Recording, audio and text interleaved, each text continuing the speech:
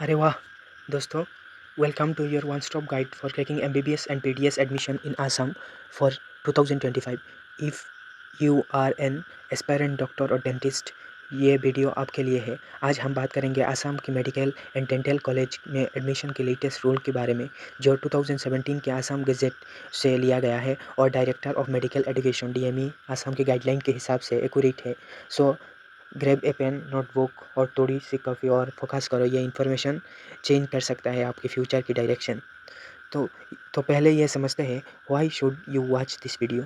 क्योंकि असम के एमबीबीएस और बीडीएस कोर्स में एडमिशन लेने कोई छोटी बात नहीं है। हर साल थाउजेंड्स ऑफ स्टूडेंट नीट के थ्रू कम्पीट करते हैं, लेकिन असम के रूल्स थोड़ी अलग है। ये रूल्स समझना ज़रूरी है। तो secure your seat in top college like Assam medical college, Guwahati medical college, Silchar medical college या रीजनल डेंटल कॉलेज। और हाँ, हम डीएमई की ऑफिशियल वेबसाइट dme.assam.gov.in से वेरीफाइड इन्फॉर्मेशन देंगे। So no confusion, only clarity. चलो शुरू करते हैं। आसाम गवर्नमेंट ने 2017 में medical college and dental college of Assam regulation of admission into first year MBBS BDS courses rules release किया था, जो 2017 से अप्लाई हो रहा है। ये रूल्स रिप्लेस करते हैं पुराना जो 2015 के रूल्स को, और ये डिसाइड करता है कि कैसे स्टूडेंट को एमबीबीएस या बीडीएस में एडमिशन मिलेगा आसाम के कॉलेज में। तो ये रूल्स क्या कहता है। पहला स्टेप, एलिजिबिलिटी। आसाम के स्टेट कोटा के सीट के लिए आपको ये कंडीशन फुलफिल करनी होगी। जो पहला स्टेप क्या है, आपको इंडियन सिटीज़न होना पड़ेगा। आपको इंडियन का सिटीज़न होना ज़रूरी है। और परमानेंट रेसिडेंट ऑफ आसाम, आपके पेरेंट को आसाम में कंटिन्यूसली 20 साल से रहना चाहिए। इसके लिए permanent residential certificate PRC submit करना होगा। लेकिन अगर आपकी parents all India service S officers है और आसाम में पोस्टेड है, तो ये रूल्स रिलैक्स हो सकता है। एजुकेशन इन आसाम, क्लास 7 से 12 तक आपकी स्कूलिंग आसाम में होना चाहिए, और आपको हायर सेकेंडरी साइंस या एच एस एल सी या इक्विवेलेंट एग्ज़ाम आसाम से पास करना होगा, विथ फिजिक्स, केमिस्ट्री, बायोलॉजी या बायोटेक्नोलॉजी और इंग्लिश एज कंपलसरी सब्जेक्ट। अगर आपकी पेरेंट्स आसाम गवर्नमेंट या सेंट्रल गवर्नमेंट की एम्प्लॉई है और टेम्पररी स्टेट के बाहर पोस्टेड है, तो स्कूलिंग रूल्स में रिलैक्सेशन मिल सकता है, बट सर्टिफिकेट देना होगा। एज लिमिट क्या है, 31 दिसंबर 2025 तक आपकी एज 17 से 25 ईयर्स के बीच होनी चाहिए। SC ST OBC MOBC candidate के लिए 3 साल का रिलैक्सेशन है, मतलब मैक्सिमम 28 ईयर्स। डॉक्यूमेंट जैसे पीआरसी, कास्ट सर्टिफिकेट और स्कूलिंग प्रूफ रेडी रखो, क्योंकि काउंसलिंग के टाइम में ये चेक होगी।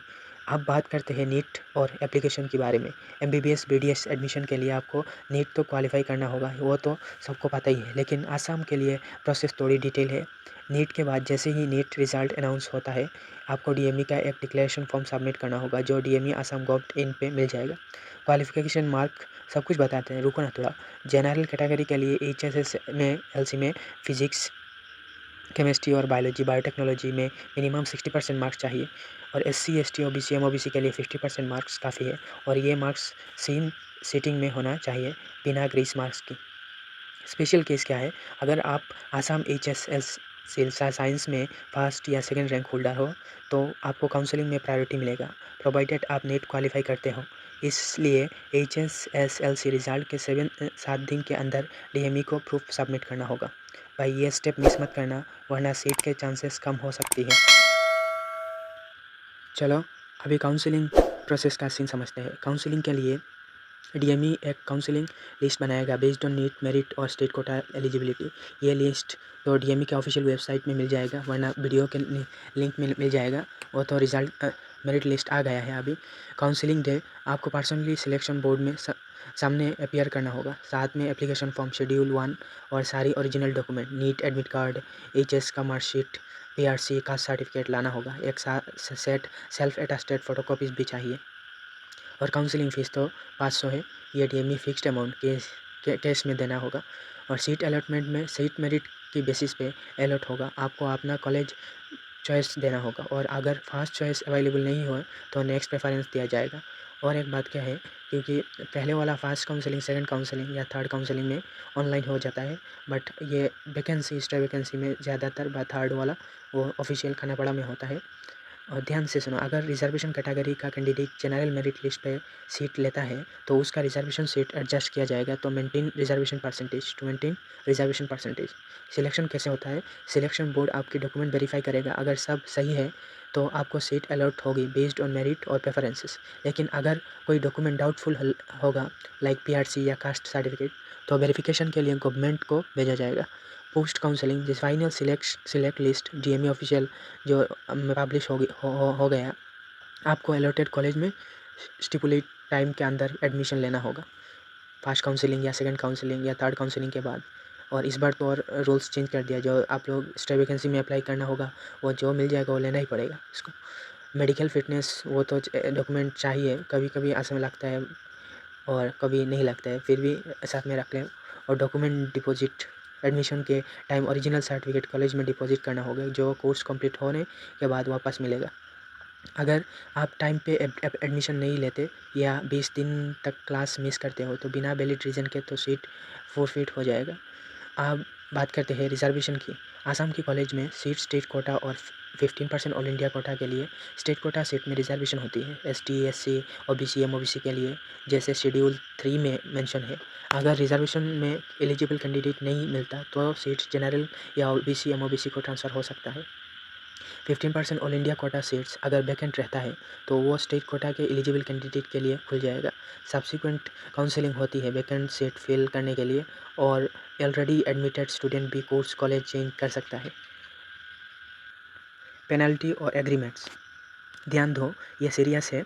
फॉर अगर आप फॉल्स डॉक्यूमेंट देते हो या एडमिशन के बाद सीट सरेंडर करते हो लास्ट डेट के बाद तो एमबीबीएस के लिए रेस 3 लाख और बीडीएस के लिए 2 लाख पेनल्टी देनी होगी। एग्रीमेंट, एमबीबीएस बीडीएस स्टूडेंट को गवर्नमेंट ऑफ आसाम के साथ एक एग्रीमेंट साइन करना होगा नॉन जुडिशियल स्टैम्प पेपर पे ₹100। इसमें आप प्रॉमिस करते हो कि कोर्स कंप्लीट होने के बाद 5 साल के गवर्नमेंट के अंदर काम करोगे, ये 1 साल रूरल सर्विस दोगे। बीच में तो एमबीबीएस के लिए 30 लाख और बीडीएस के लिए 20 लाख कॉम्पेंसेशन देना होगा ब्रेक करोगे तो। रैगिंग स्ट्रिक्टली प्रोहिबिटेड है और एडमिशन के time anti ragging affidavit submit करना मैंडेटरी है एज़ पर एमसीआई रूल्स। अगर आपको अपील्स रिलैक्सेशन क्या है, अगर आपको सिलेक्शन बोर्ड का डिसीजन पसंद नहीं आया तो आप 7 दिन के अंदर health and family welfare department Assam को अपील कर सकते हो। एड्रेस है senior most secretary health and family welfare department, Dispur, Guwahati 781006। और हाँ, गवर्नमेंट के पास पावर है वो रूल्स रिलैक्स कर सके अगर ज़रूरी लगा, लेकिन ये रेयर केस में होता है। टिप्स क्या है एस्पायरेंट के लिए? आप कुछ प्रो टिप्स एस्पायरेंट के लिए है। प्रिपेयर डॉक्यूमेंट अर्ली, जो डॉक्यूमेंट है वो पीआरसी, कास्ट सर्टिफिकेट और स्कूलिंग प्रूफ है अभी से रेडी करो। चेक ऑफिशियल वेबसाइट जो dme.assam.gov.in को रेगुलरली चेक करो for update on declaration form और काउंसलिंग शेड्यूल। और मेरे चैनल को सब्सक्राइब करो, साथ में टेलीग्राम चैनल को सब्सक्राइब करो क्योंकि अपडेट मिल जाता है। नीट प्रिपरेशन में हाई स्कोर करो क्योंकि मेरिट लिस्ट डिसाइड हो योर रैंक। कि इस बार जो मेरिट लिस्ट असम का आया है तो 618 हाईएस्ट, 600 के ऊपर कुछ स्टूडेंट है। तो और सबसे इम्पोर्टेंट, बिलीव इन योरसेल्फ, तुम डॉक्टर बन सकते हो, बस फोकस, हार्ड वर्क चाहिए। तो दोस्तों ये complete guide to MBBS BDS admission in Assam for 2025 straight from the Assam gazette और डीएमई के रूल्स। अगर ये वीडियो हेल्पफुल लगा तो लाइक करो, शेयर करो और अपने दोस्तों के साथ, और चैनल को सब्सक्राइब करो फॉर मोर सच अपडेट। कोई डाउट हो तो कमेंट में सेक्शन में पूछो, हम जवाब देंगे। और हाँ, अपने ड्रीम चेज करते रहो, यू हैव गॉट दिस। जय हिंद। और एक बात क्या है, सबके लिए ये ज़रूरी है, और कोई भी तुम्हारा एनेक्ज़र फॉर्म पे एनेक्ज़र कैसे फिलअप करते हैं, कौन कौन सा किसका एनेक्ज़र कैसे अप्लाई करेंगे, वो नेक्स्ट वीडियो में आ जाएगा, इसलिए सब्सक्राइब करना मत भूलिए। Thank you.